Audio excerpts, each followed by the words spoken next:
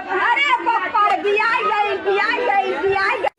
Hello चाचा हाँ चाचा हाँ भैया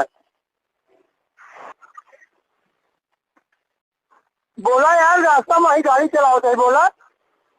चाचा अरे यार कुछ बोल रहा, गाड़ी चलाओ थे रास्ता में भीड़ है, बताओ क्या। चाचा बस तेरी बहन के बुर में चाचा चाचा तेरा कहा घोसड़ी से बोलत नहीं है। चाचा अरे बोल बे घोसड़ी वाले कौन है रे?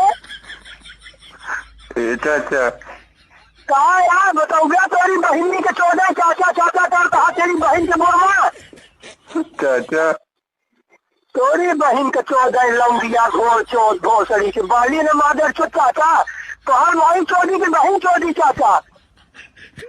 ए चाचा तोर बहन जवानी है कि बुढ़ापा बे?